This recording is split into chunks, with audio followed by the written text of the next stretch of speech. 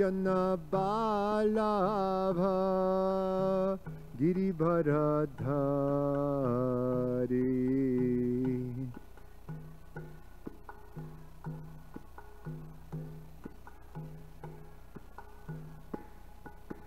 Gopijana Balabha Giribharadhari.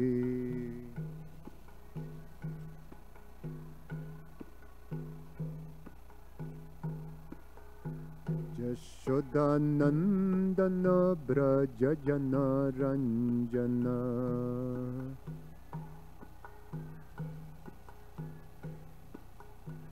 Yashodanandana Brajajana Ranjana.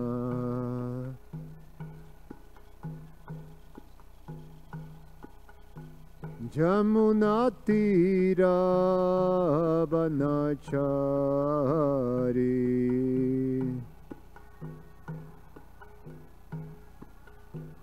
Jamunatira Vanachari.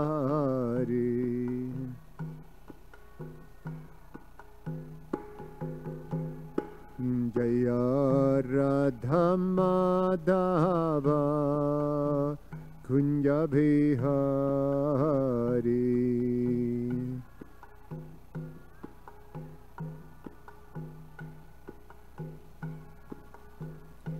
Jaya Radha Madhava Kunja Bihari.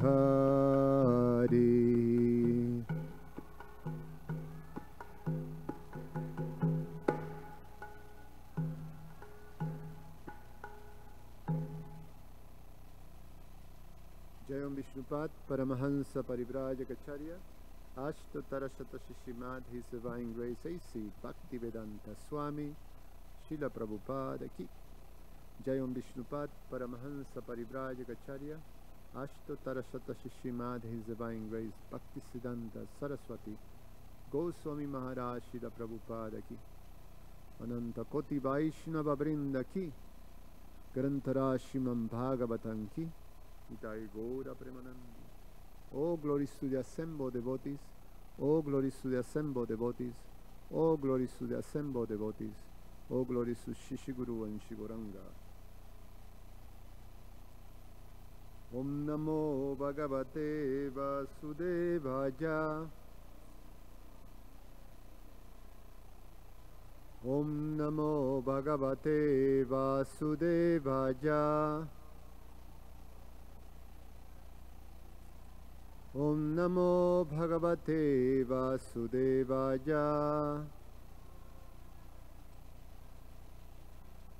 Reading from Srimad Bhagavatam, Canto 10, the Samandhanam, Chapter 10, Deliverance of the two Arjuna, Jamala Arjuna trees, text 20 through 23.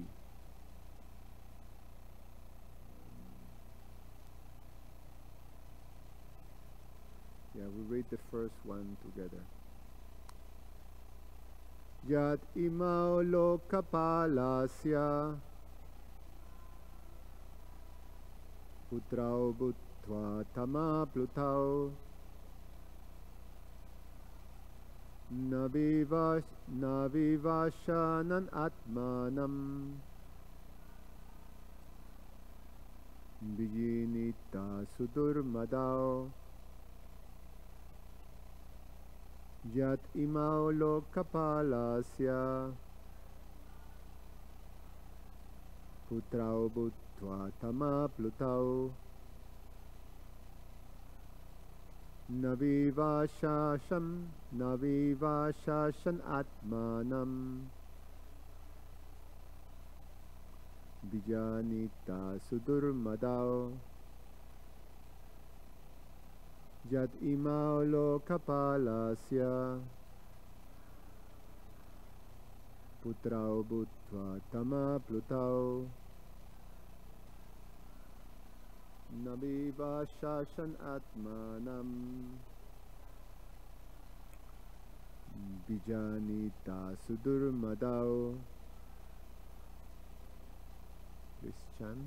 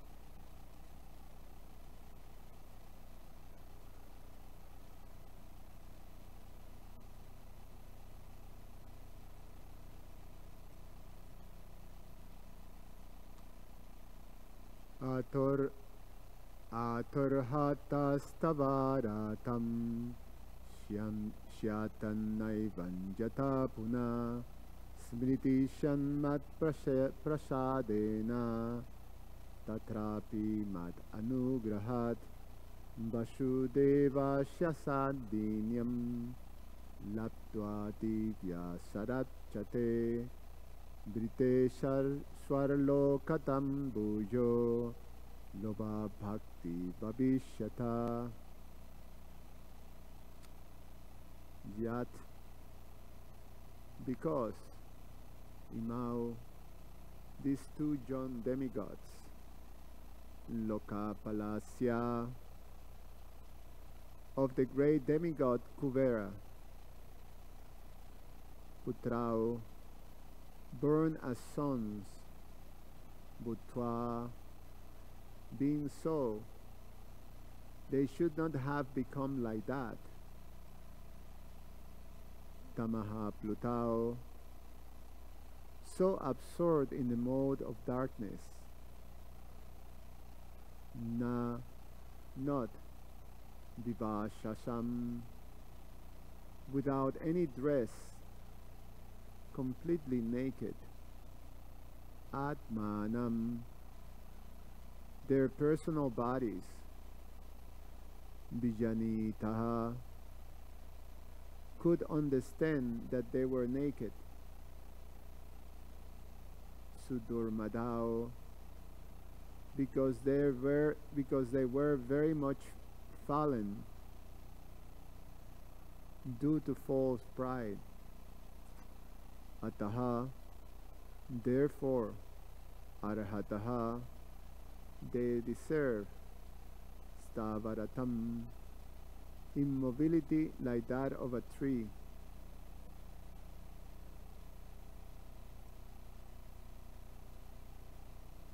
Syatam, they may become na, not, evam, in this way, yata, as, puna, again, smritihi, remembrance, syat, may continue, mat prasadena, by my mercy, tatra api, over and above that, mat anugrahat, by my special favor, Vasudevasya, of the Supreme Personality of Godhead, Sannidhyam, the personal association, face to face, Labdha, obtaining, Divya Sarat Sate Brite, after they aspire for 100 years by the measurement of the demigods, Svarlokatam, the desire to live in the celestial world, Bhujaha, again, Labda Bhakti, having revived the natural condition of devotional service, Bhavishyataha, will become. Translation and purport by His Divine Grace A.C. Bhaktivedanta Swami Srila Prabhupada Ki Jai. These two John men, Nala Kuvera and Manigriva, are by fortune the sons of the great demigod Kuvera, but because of full prestige and madness after drinking liquor, they are so fallen that they are naked, but cannot understand that they are. Therefore, because they are living like trees, for trees are naked, but are not conscious, these two young men should receive the bodies of trees. This will be proper punishment. Nonetheless, after they become trees and until they are released by my mercy, they will have remembrance of their past sinful activities. Moreover, by my special favor, after the spire of 100 years by the measurement of the demigods, they will be able to see the Supreme Personality of Godhead, Vasudev, face to face, and thus revive their real position as devotees. Purport. Trees have no consciousness. When caught, he feels no pain. But Narada Muni wanted the consciousness of Nalakuvara and Managriva to continue, so that even after being released from the life of trees, they will not forget the circumstances under which they have been punished. Therefore, to bestow upon them special favor, Narada Muni arranged things in such a way that after being released, they will be able to see Krishna in Vrindavan and thus revive the dormant bhakti. Each day of the demigods in the upper planetary systems equals 6 months of our measurement. Although the demigods in the upper planetary systems are attached to material enjoyment, they are all devotees, and therefore they are called demigods. There are two kinds of persons, namely the devas and the asuras. Asuras forget their relationship with Krishna, asuram bhavan ashutaha, whereas the devas do not forget. Dvau bhutta sargolokasmi daiva ashura evacha Vishnu bhaktas mito daiva ashuras tat viparyayaha. Padma Purana. The distinction between a pure devotee and a karma mishra devotee is this. A pure devotee does not desire anything for material enjoyment, whereas a mixed devotee becomes a devotee because to become a first-class enjoyer in this material world. One who is in direct touch with the Supreme Personality of Godhead in devotional service remains pure, uncontaminated by material desires. Anyavilashita shunyam jnana karma dhyanabritam. By karma mishra bhakti, one is elevated to the celestial kingdom. By jnana mishra bhakti, one is able to merge in the Brahman effulgence. And by yoga mishra bhakti, one is able to realize the omnipotency of the Supreme Personality of Godhead. But pure bhakti does not depend on karma, jnana, or yoga, for it simply consists of loving affairs. The liberation of the bhakta, therefore, which is called not just mukti, but vimukti, surpasses the 5 other kinds of liberation: sayuja, sarupya, salokya, sarsti, and samipya. A pure devotee always engages in pure devotional service. Anukulyena krishnanu shilanam bhaktir uttama. Taking birth in the upper planetary system as a demigod is a chance to become a further purified devotee and go back home, back to Godhead. Narada Muni indirectly gave Manigriva and Nalakuvara the greatest opportunity by his so-called curse.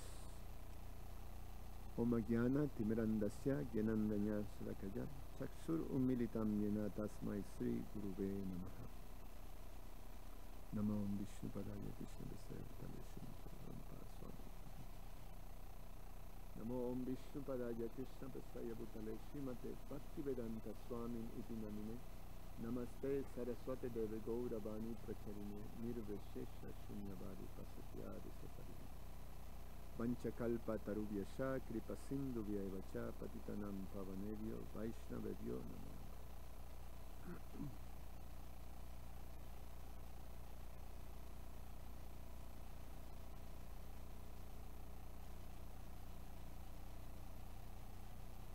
So,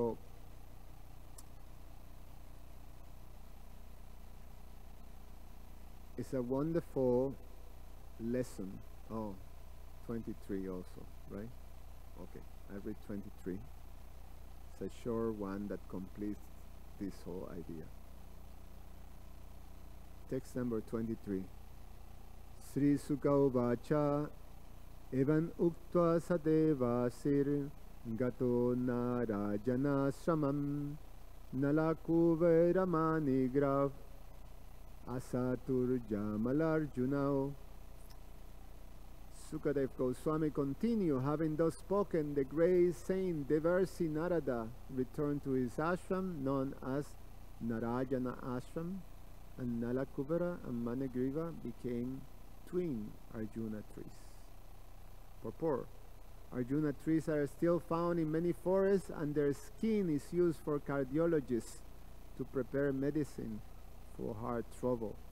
This means that even though they are trees, they are disturbed when skinned for medical science.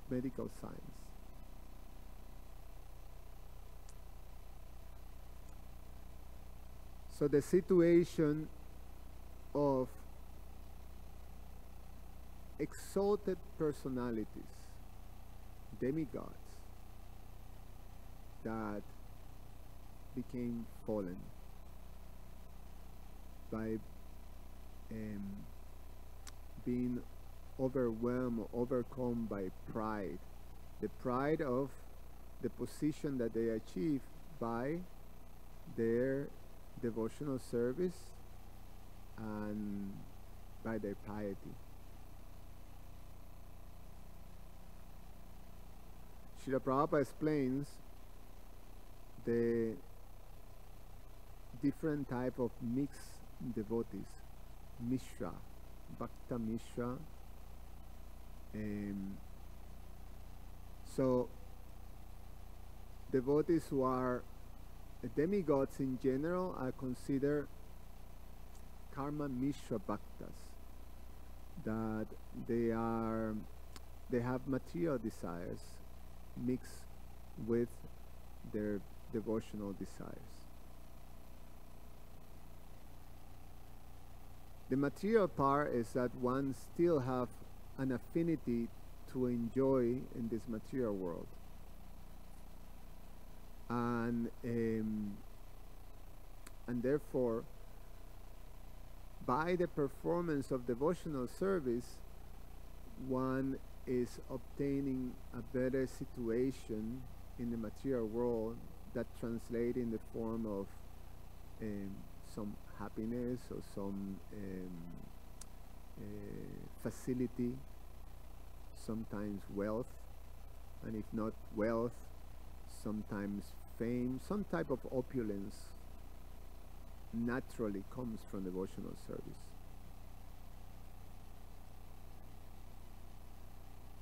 So Krishna explains in the Bhagavad Gita that among the 4 classes of people that come, they all have a particular motivation. Sukritino, the pious, what is it? Nama Sukritino Arjuna. What is it? Sukritino. Papadino. How's it go?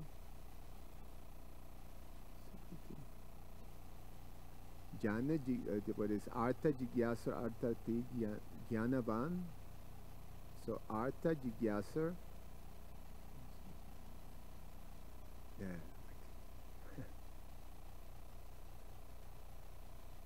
Yes. Well, we all sort of have it in the tip of our tongue. But the idea is that these are mixed devotees, and that's in general all of us. We fall into a particular category when we come towards Krishna.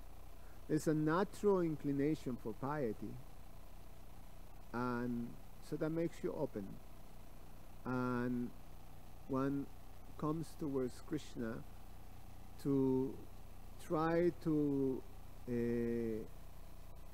eliminate some financial or material situation, difficult material situation. So the artha is coming, looking for riches, or for a better opulent situation. And the artharthi is someone who is also very miserable, suffering so much a particular circumstance, to alleviate the suffering. And then we have someone who is inquisitive, who is trying, and the inquisitive in general is the jnanis, and they have a particular inclination for knowledge. And then there's someone who is actually looking for the absolute truth, transcendentalist, who is now beyond this gross material sensual things, mental and sensual, and then they want liberation, transcendentalist. But it's all with a motivation. So in terms of the demigods, they have desires to be controllers, and but they're devotees, and they're wonderful devotees. They're doing quite a responsible work for the administration of the universe on behalf of the personality of Godhead. They all understand who is the boss. So they never forget Krishna, they never forget Lord Vishnu as the Supreme Personality of Godhead. They know. But it is explained that there's two things that can take you away from the path of devotional service, or from the position of devotional service. Two things. And those two things are bad association and the other one is offending the devotee. Offenses towards the devotee. And in general that happens because one is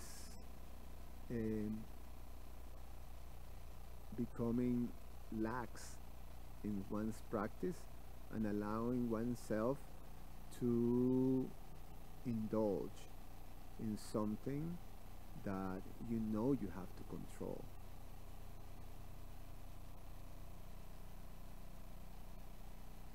So association, Srila Narada Muni explains the danger of material opulence, of wealth, of beauty, of position. The natural results of piety is that these things are there.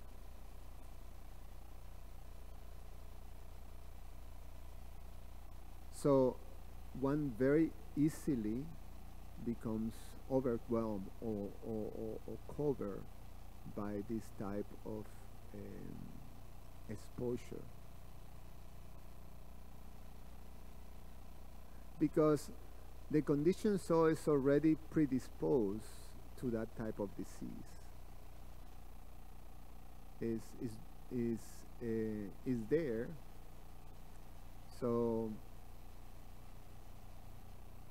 if we are predisposed to a particular type of difficulty, or suppose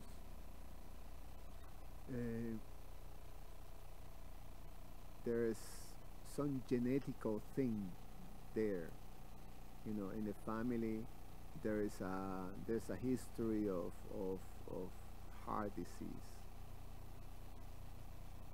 you know, so it's encoded in your DNA. And if you expose yourself to certain quality of life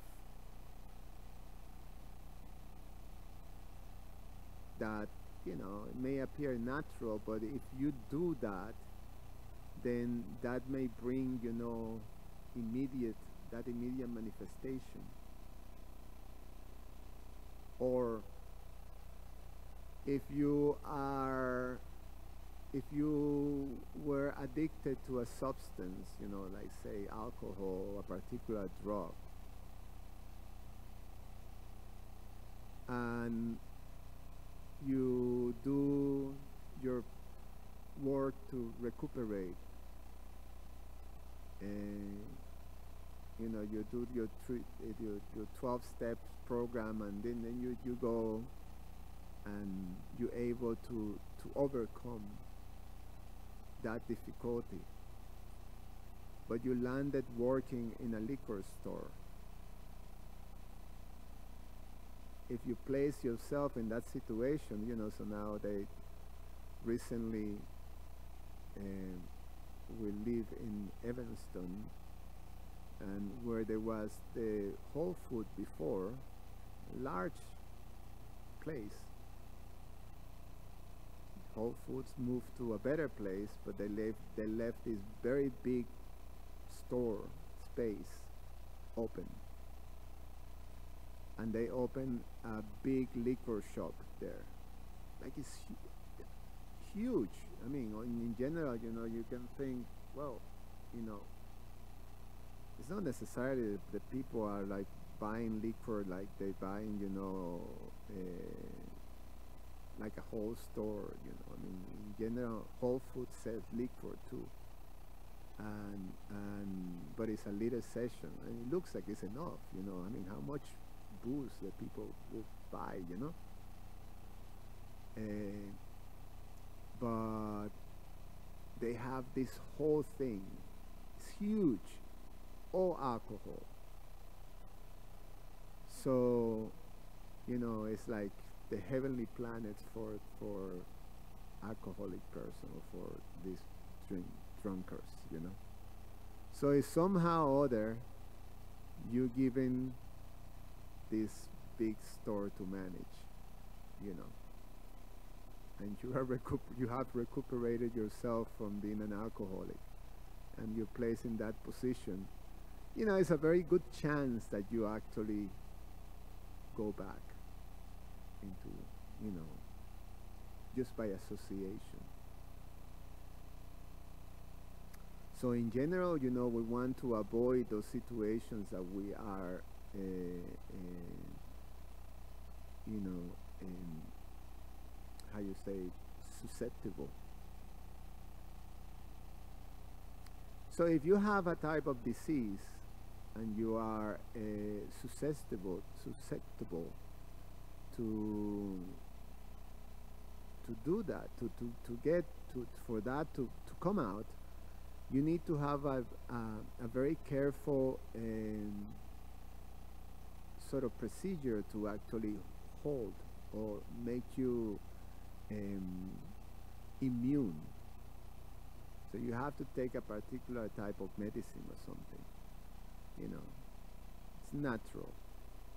So there's some people, I know some friends who they got the AIDS virus, but they didn't die, you know. If you grew up in the 80s, you know, then you know, so many people die from AIDS. You know, there's most of us who went through that. We have friends and people that we know that die of AIDS. But there's some people that survive AIDS in the 90s because they found, you know, a particular drug that sort of keeps the thing at bay, and they have to take it all the time. If they stop taking it, they're finished, you know. So so similarly, the path home back to Godhead, one have to be very careful, very mindful of these things, of not becoming proud of the opulence that one's received by devotional service, and to always maintain our position of humility and of service, of respect and gratitude. Gratitude for what for what being the opportunity that is being given to us, and sort of remembrance of where we're coming from and what we're receiving. So we have to be very careful and take our immune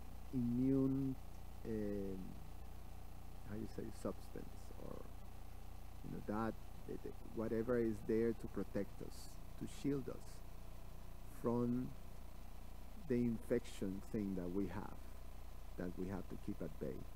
It's like a cancer that we have to keep at bay until we're able to eliminate it. It's like a transcendental what is it, the thing that they do to people with cancer, chemotherapy.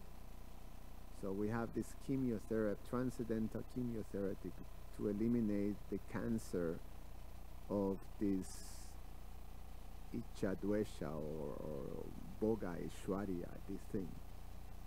You have to be eliminated. So the beginning of devotional service for us is mixed devotion, Karma Mishra or Jnana Mishra. That's most of us that come to devotional service. And therefore, in the beginning stages of devotional service, the Kanishta Adhikari, we are Prakita Bhaktas, or mixed devotees, mixed materialistic devotees. We have this mixed materialism, and there we have to be very careful. Otherwise, we can very easily fall down from the position of devotional service. So again, the two things, offenses to the devotees and bad association, unwanted association. The Bhagavatam gives us very many examples of devotees that fell down, just like Manigriva and Nalakuvara. And we have the example of Bharat Maharaj, who was in such an exalted position. He was just, in the level right behind Prema Bhava. So it's inconceivable. In that position of elevation in Krishna consciousness, he abandoned everything. He abandoned, his kingdom. He was the emperor of the world. Riches, fame, power, beautiful family, and he went to the forest to prepare to go back home, back to Godhead. And he became attached to a deer, which is just the circumstances out of compassion. He rescued the deer and tried to care for the deer out of compassion, a natural compassion of a soft-hearted devotee, but he became attached. And we know the story. He died and took birth as a deer, but the principle in all these stories, including this one of the two sons of Kugara, is that Krishna never forgets the sincerity of the devotee. So, we have that is natural for anyone who is cultured and sincere. When one receives something, one is grateful. It's a natural quality of a cultured person, gratitude. So when you receive anything from anyone, then you're always grateful. But Krishna is the most perfect of all personalities, of all beings. So Krishna manifests this quality in a supreme way. So he never forgets. He never forgets if a living entity sincerely give any type of service.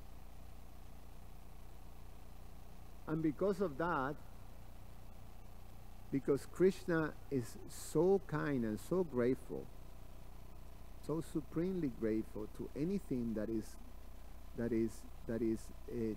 done sincerely to please him,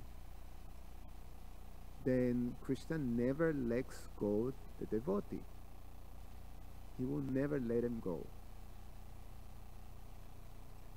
So the example is over and over. Krishna may allow, may put something in a pause, but he will bring the devotee back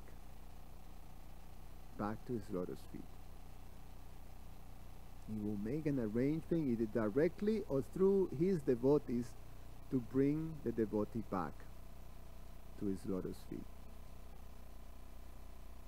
And so therefore we have so many instances that and Krishna says that that any advancement, any little advancement in this path of devotional service remains eternally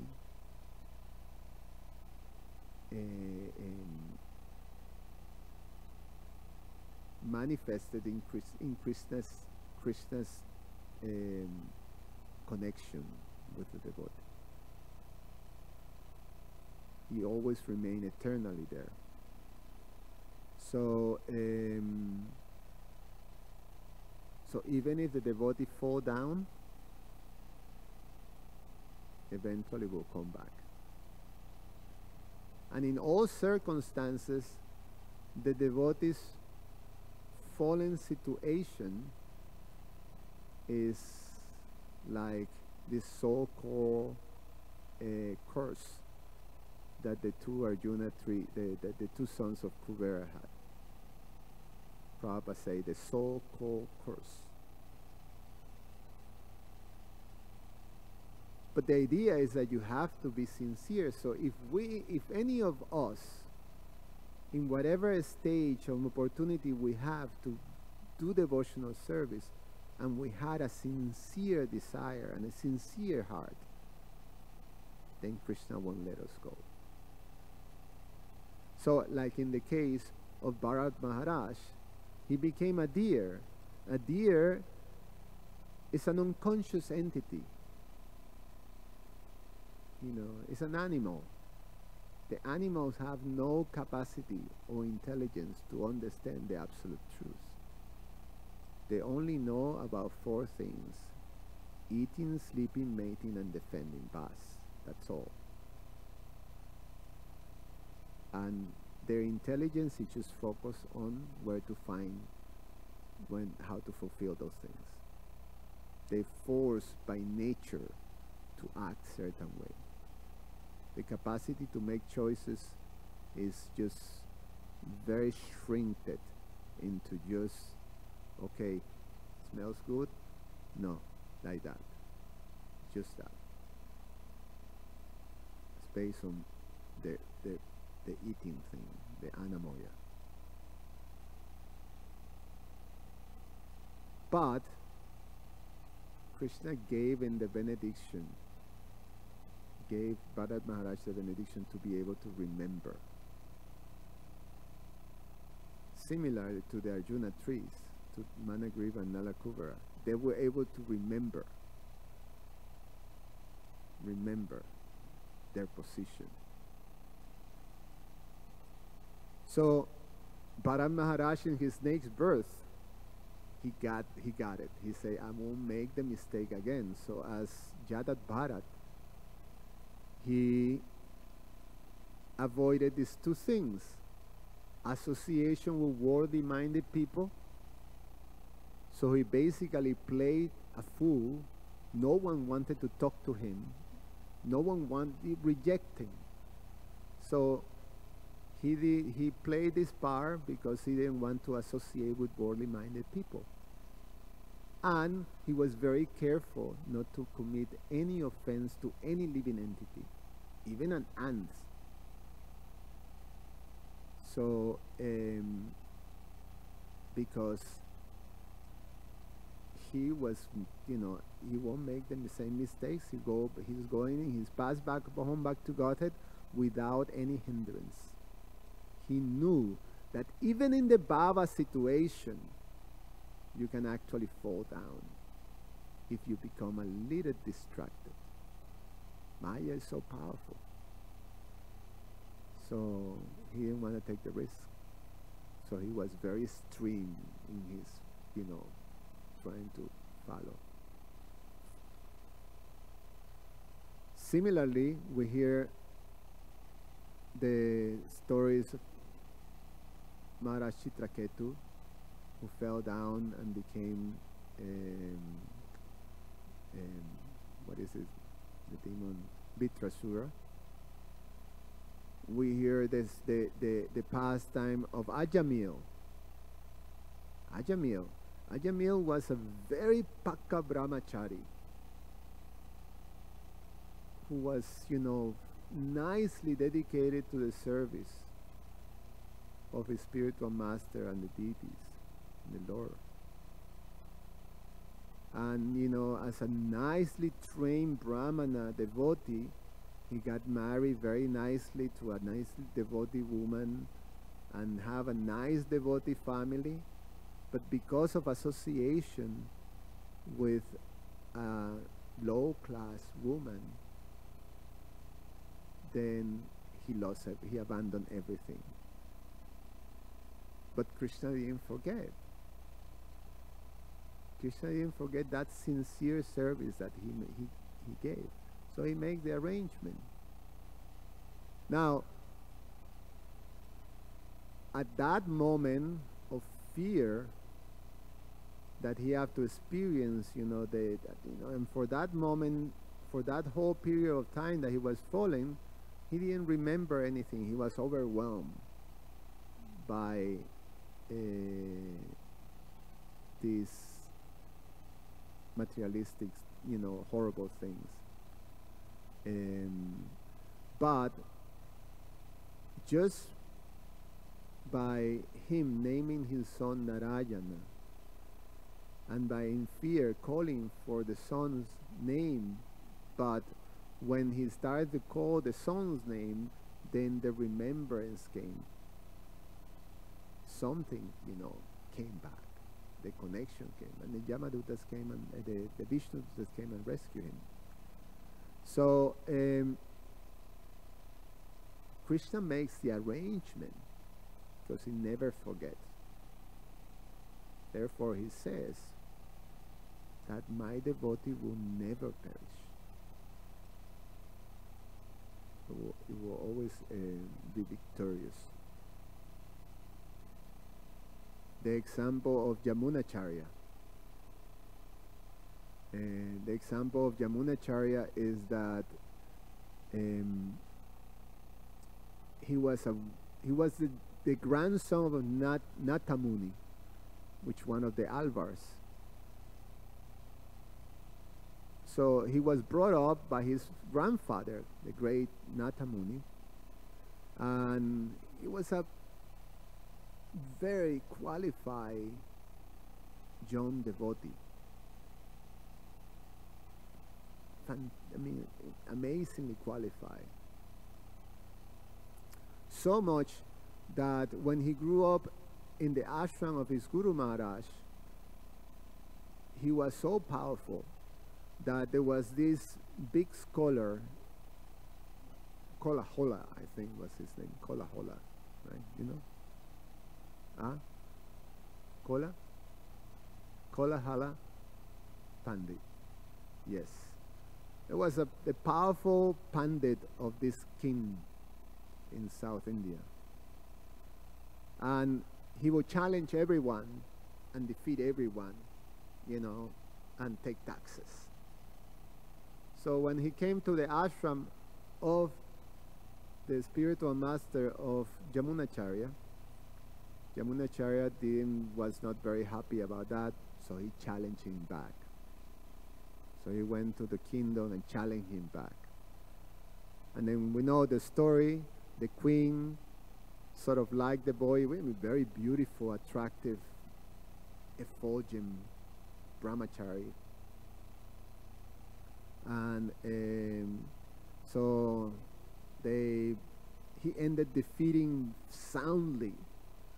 I mean, the whole story is fantastic, but we wouldn't tell.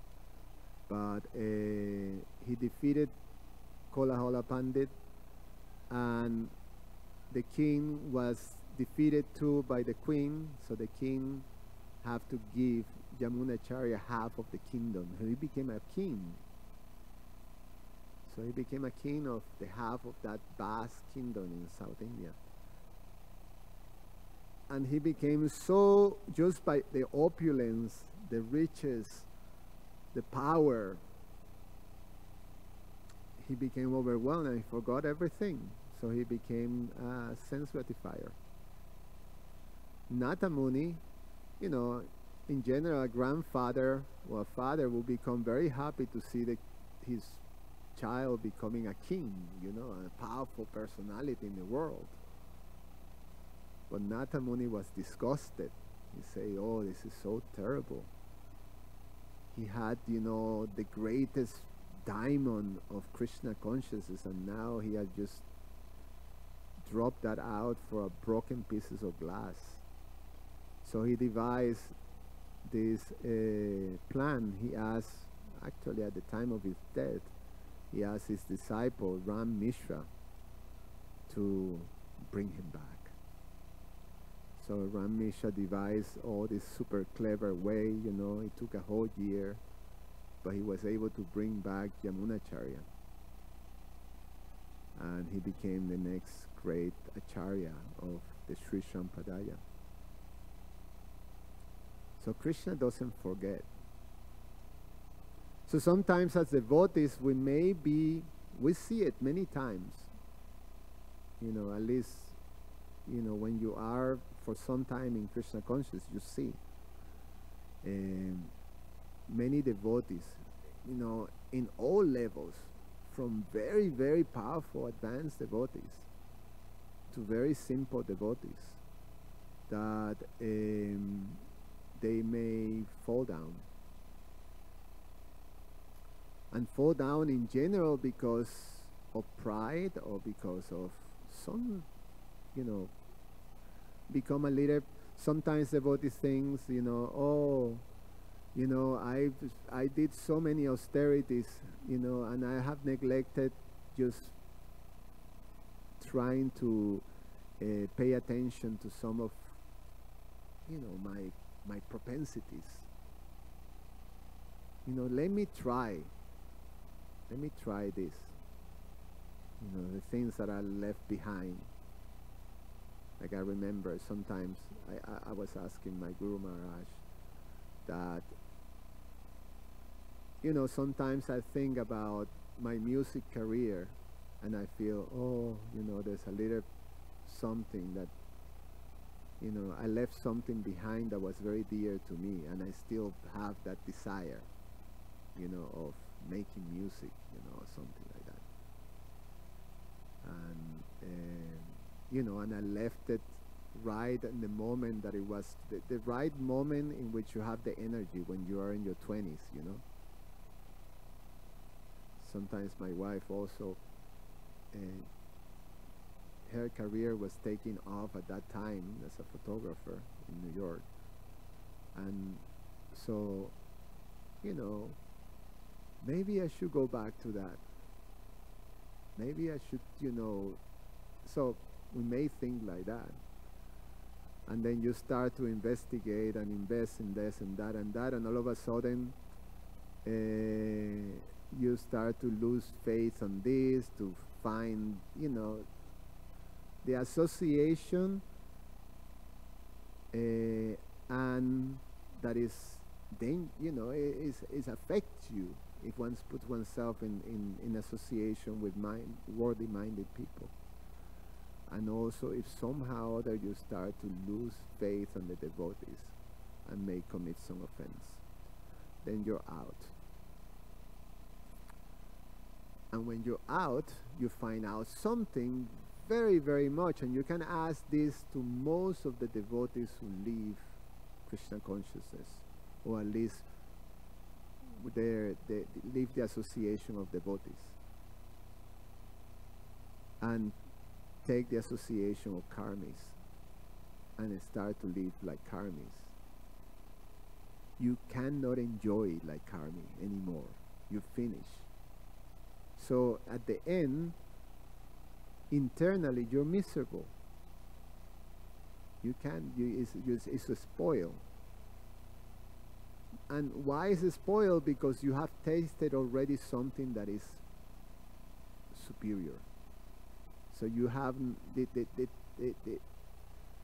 taste of material happiness without Krishna consciousness it becomes, you know, it's like taking sweet rice with sand. You can enjoy it. You know, I mean, you taste, oh, sweet rice is, you know, sand. You can, you know. So it's finished your capacity to enjoy, so you become miserable. It becomes a miserable experience. So similarly, in a fallen down position, it actually becomes, it's like a Narada Muni's curse. You remember, and you're trying to forget, but you cannot forget. You remember, and at one point you start to reminiscing, you know, and appreciate better what you have left behind. I have a little bit of that personal experience. I end with this because I did left the movement at one point. I mean, I was still very young, so I just spent my, you know, 8 months as a devotee in Brooklyn Temple, and then bloop. You know, that's a term that we use, at least back then. You know, bloop. So I bloop. The idea is that you fall in the ocean, bloop, and then the sound when you know, you get bloop. You know, you submerge yourself. So so I bloop, and I bloop for 2 years. I went back to my country, Venezuela, and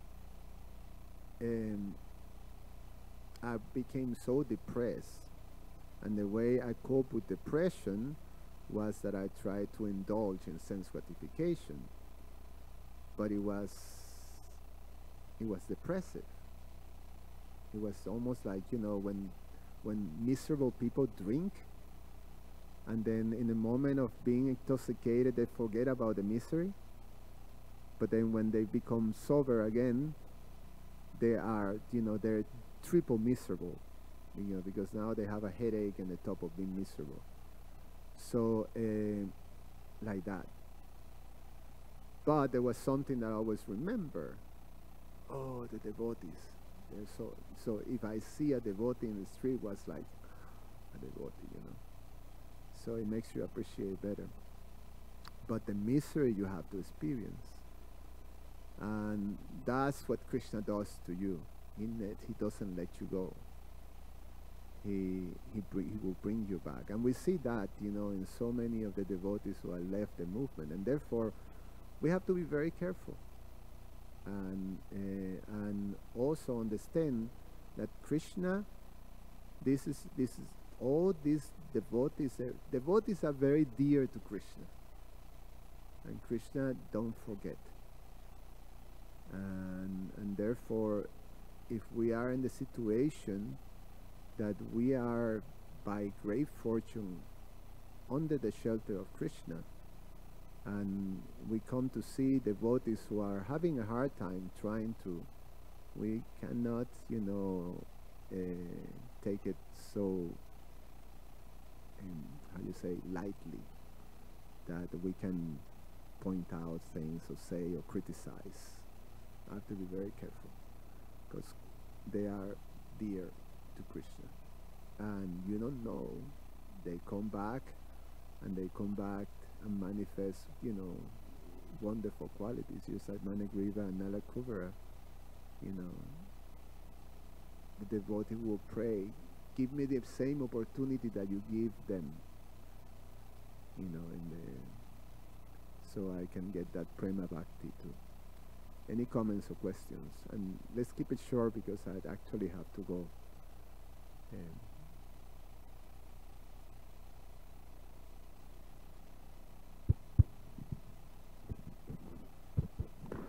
Hare Krishna, Subal Prabhu. Thank you for your class. You made a lot of wonderful points. And beginning with, I really appreciate your humility in revealing some difficult aspects of your life, which I think is, I could speak for myself, but I think I could speak for most people, most devotees, that we're not willing to be so humble by revealing our, you know, faults.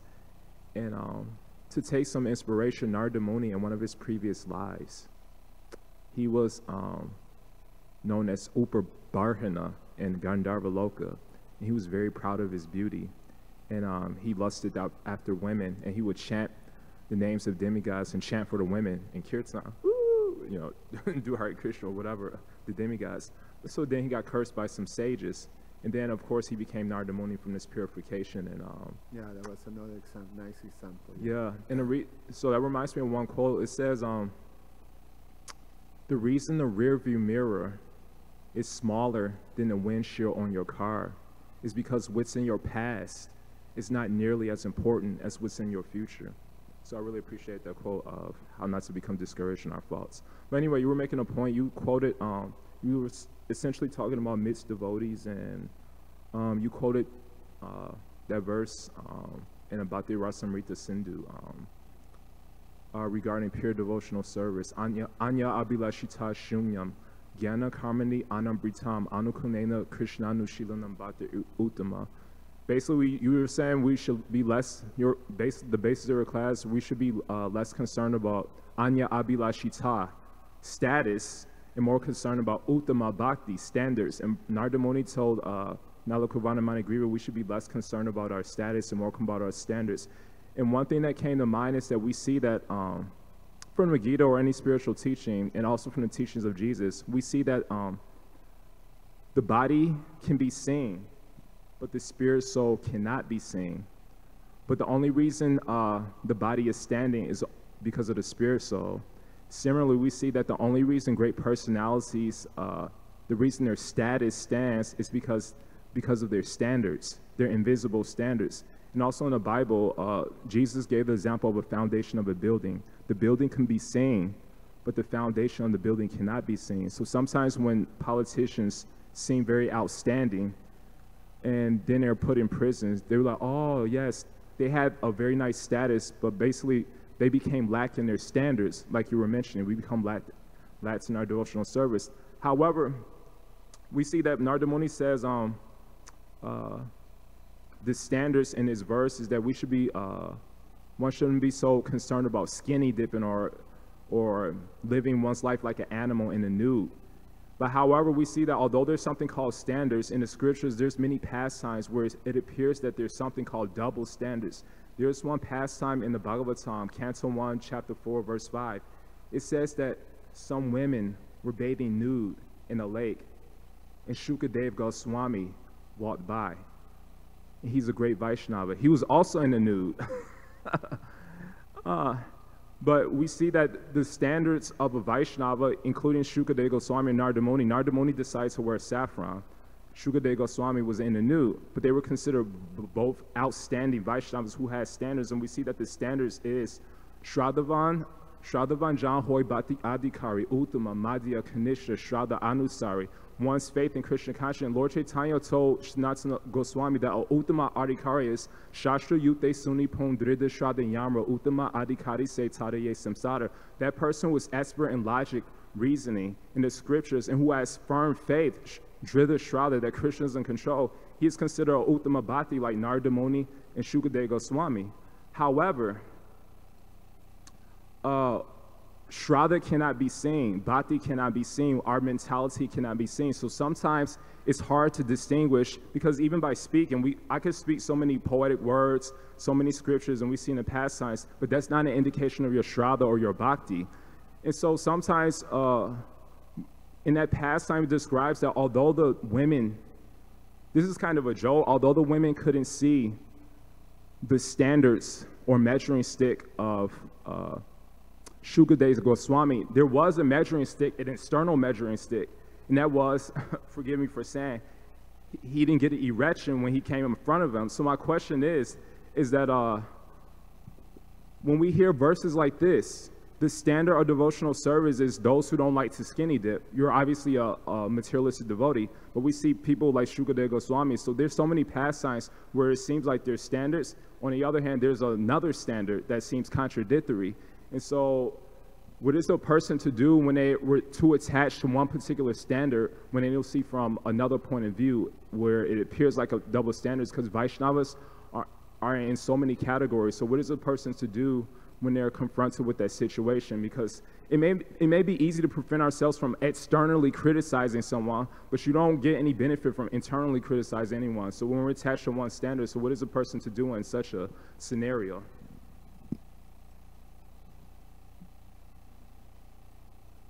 Well, there's one thing that is, it takes one to know another one, you know. So it's not about the act, but it's about the consciousness.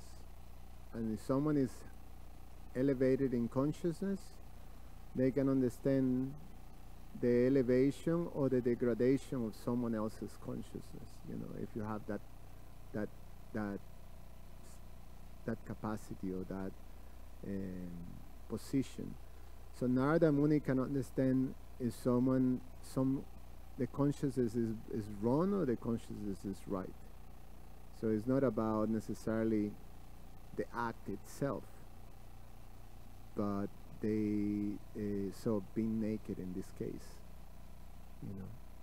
But the consciousness was degraded, and that's what it makes the whole thing, you know, very distasteful and not appropriate, especially for the place that is and the position that these persons were, you know, having. And so is that it's not necessarily, it's not the act of being naked that has been condemned, but it's the lack of decorum and their consciousness, the way the whole thing that was behind, you know, drunken and unconscious completely. And in the case of Sukadev Goswami, he was fully conscious, but he was so innocent and so pure that it didn't create any. There was, people sensed that. So the ladies in the lake were able to sense that there was the purity. So you know, it have to be a very powerful, you know, experience to see such an effulgent, pure entity. You know, that the fact that he was naked doesn't even come into picture, you know, like that. The fact that when he was reciting the Bhagavatam, Narada Muni was sitting listening to him. You know? So the same Narada Muni that was unhappy about the behavior of Managriva, he was there. So yeah, there is no double standard, because we're talking about consciousness that is behind, and there is obvious a big deal of difference in the consciousness. All right, so I think I'm going to stop because it's way past time. Thank you so much. Grantara Srimad Bhagavatam ki jai.